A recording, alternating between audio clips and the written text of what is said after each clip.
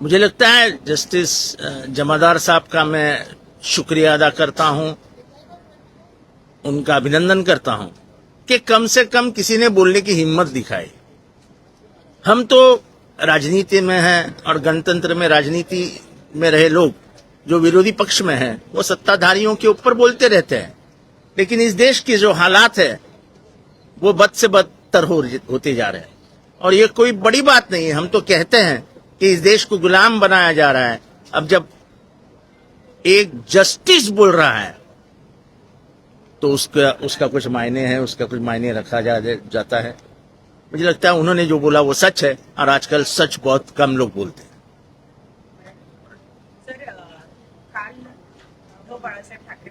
हे पहिलं घ्या ना, हेच जस्टिस जमादार यांचं जे वक्तव्य आहे त्या वक्तव्याकडे तुम्ही कसं पाहता? मी जस्टिस जमादार यांचं मनापासून अभिनंदन करेन की या देशात बोलणारी लोक कमी आहेत आणि त्यातल्या त्यात खुर्चीवर बसून बोलणं हे आता अशक्यप्राय गोष्ट झाली आणि त्याच्यात जस्टिस जमादार म्हणतात की या देशातल्या लोकांना, या देशातल्या जनतेला गुलाम बनवलं जातंय. जे आम्ही बोलतोय ते जस्टिस जमादार बोलतात आणि त्याच्यामुळे देशाची परिस्थिती जाणून एखादा माणूस जेव्हा टिप्पणी करतो किंवा आपल्या खुर्चीवरनं बोलतो, जी खुर्ची अत्यंत महत्वाची आहे, संविधानाची प्रतिष्ठा आणि संविधानाचं रक्षण करणारा माणूस जेव्हा हे बोलतो तेव्हा त्याच्या समोर संपूर्ण चित्र असतं आणि ते चित्र संक्षिप्त हे करत तो हे शब्द उच्चारलेत त्यांनी. त्यांचं मनापासून अभिनंदन की तुम्ही सत्य बोललात. अरे थांबा ना, हे संपू द्या ना.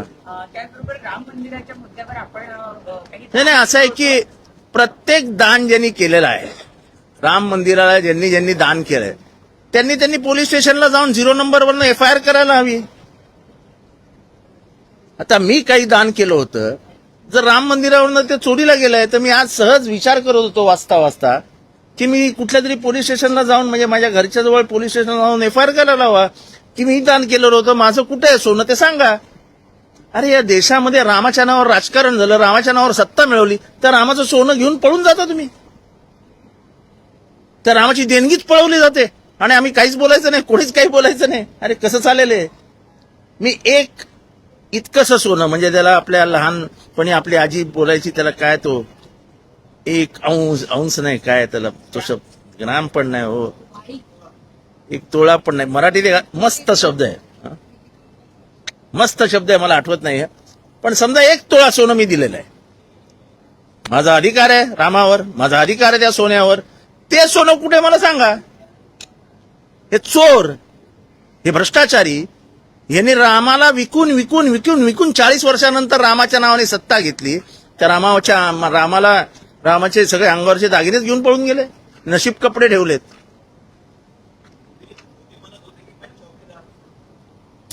ना खाऊंगा ना खाणे दूंगा, इथे तर सगळे खातानाच दिसत आहेत आणि अगदी बक्का खात आहेत.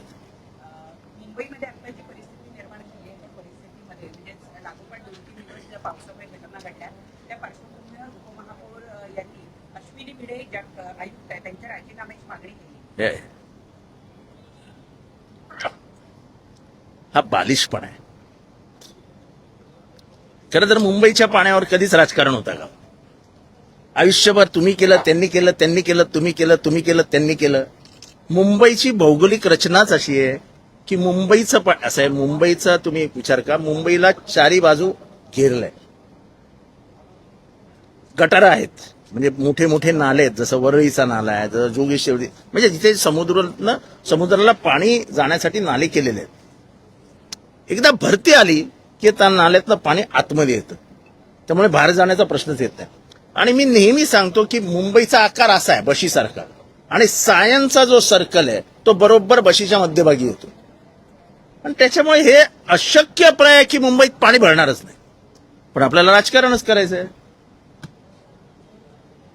ब्रह्मदेव उतरला तरी मुंबईत पाणी तुंबलं नाही असं होऊच शकत नाही. पण तुम्ही टीका केल्यावर म्हटल्यावर तुमच्यावर टीका होणार, कारण तुम्ही आयुष्यभर तेच केलं. अमरापूरकर मेले, डॉक्टर अमरापूरकर वाहून गेले, केवढं मोठं राजकारण झालं. एक गरीब माणूस काल वाहून गेला, कोण बोलायला तयार नाही हो. कारण का या देशात गरिबांची किंमतच राहिलेली नाही. मरताय मरू द्या सगळ्यांना, काय फरक पडतो आपल्याला. टाळ्या मारतात लोक, देत टाळी. ज्या पद्धतीनं अश्विनी भिडे यांच्या बालिशपणा राजकीय प्रगल्भता नसलेली लोक राजकारणात वरती गेली की अशी बावळटासारखी वागतात. अश्विनी भिडे अश्विनी भिडेंचा काय संबंध? अश्विनी भिडेंचा काय संबंध? का त्या नाल्यात उतरणार आहेत?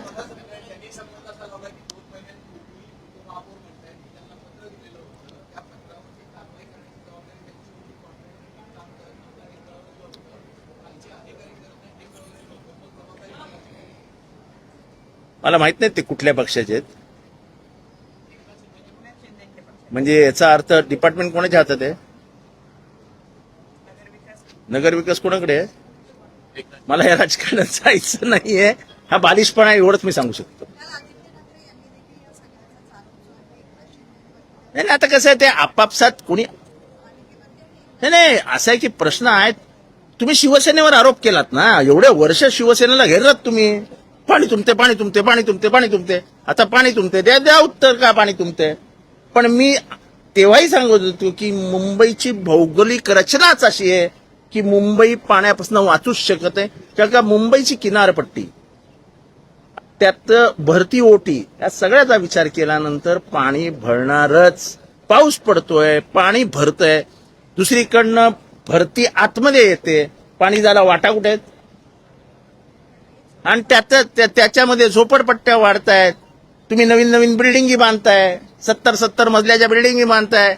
इन्फ्रास्ट्रक्चर नाही, काय नाही. डीसीपीआर 8चा FSI, 9चा FSI, 10चा FSI, नंतर 100चा FSI जाहीर करतील.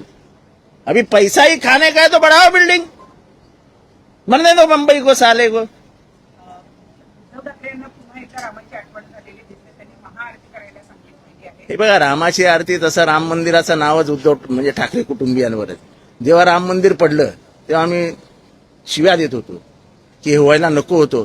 तेव्हा एकच माणूस मर्दासारखा बाहेर आला आणि सांगितलं होय माझ्या पोरांनी तोडलं. त्याचं नाव होतं बाबरी मस्जिद. म्हणजे बाबरी म्हणजे तेच राम मंदिर तिथनंच निर्माण झालं ना. बाबरी मस्जिद तिथनंच राम मंदिराचं निर्माण आहे. त्यामुळे रामाची आठवण शिवसेनेला आज नाही झाली. मी राजकारणाच्या पलीकडे इतिहास सांगतोय.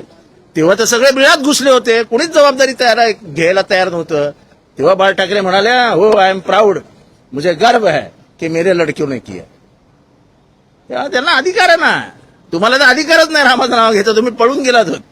पळून म्हणजे जसं ओबीसीचं राजकारण होत होतं तेव्हा ओबीसीच्या विरोधात सर्वात आक्रमक कोण होतं? आरक्षण मिळू नये भूमिका कोणाची होती? गोस्वामी ज्यांनी स्वतःला जाळून घेतलं तो कोणाचा होता? बीजेपीचा. आणि आज बीजेपीच सांगतं आमच्या डीएनएत आहे, ओबीसी आमच्या डीएनएत आहे, आमची ओबीसी आमच्या डीएनएत आहे. अरे कसला डीएनए तुमचा डीएनए तपासावा लागेल. असं कसं चालेल? किती दिवस तुम्ही कोणाकोणाला फसवणार? रामाला फसवणार, ओबीसीला फसवणार, दलितांना फसवणार, भांडणं लावणार. आणि सत्ता पैसा, सत्ता पैसा, पैसा सत्ता, सत्ता पैसा, असं चक्र सुरू आहे. बस त्या चक्रामध्ये अडकलाय हा देश, बाकी काही नाही.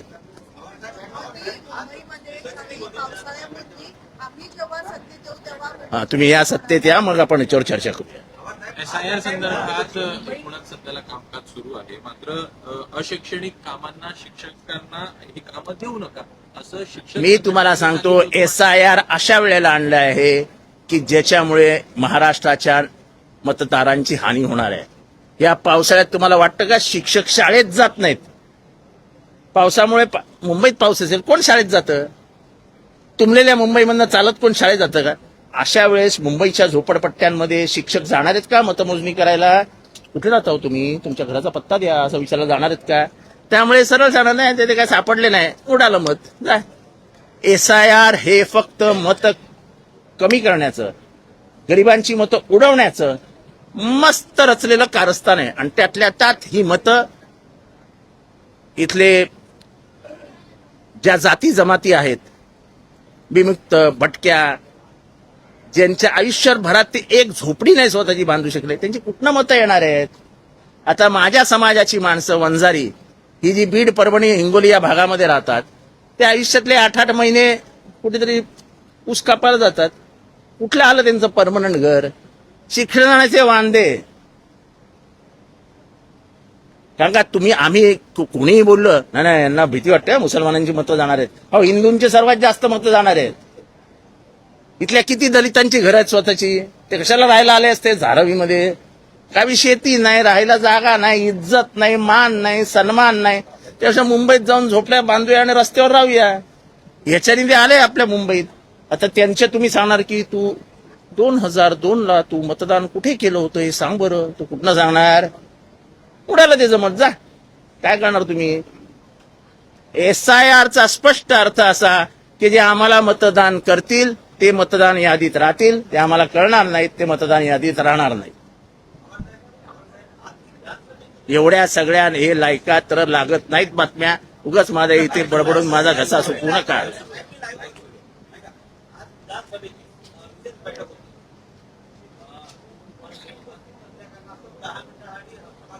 मी तुम्हाला कालच सांगतो, परवापासून म्हणजे गेल्या अधिवेशनापण सांगतो, या विधानसभेची किंमत शून्य झालेली आहे. शून्य. एक मंत्री नसतो. खरं तर ज्या ज्या विषयाची चर्चा असते त्याच्यावर सचिव येऊन उपस्थित राहायला पाहिजे. सचिव येत नाहीत. मुख्य सचिवांना तर मी बघितलंच नाही विधानसभेत.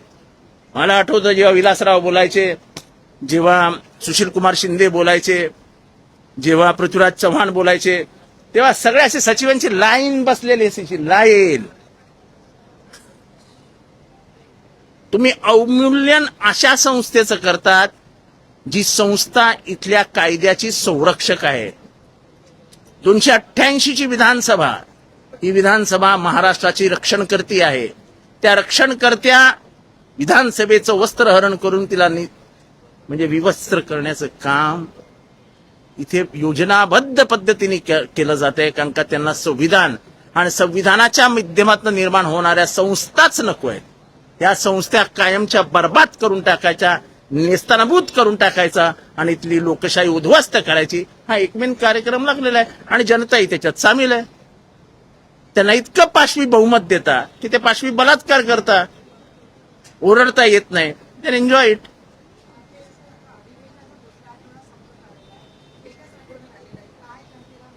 काहीही मिळणार नाही जनतेला. फक्त आश्वासने मिळतील. 50,000 कोटी, 60,000 कोटी, 80,000 कोटी, कोट्यानी कोटीची उड्डाणं चालू आहेत. उडत आहेत.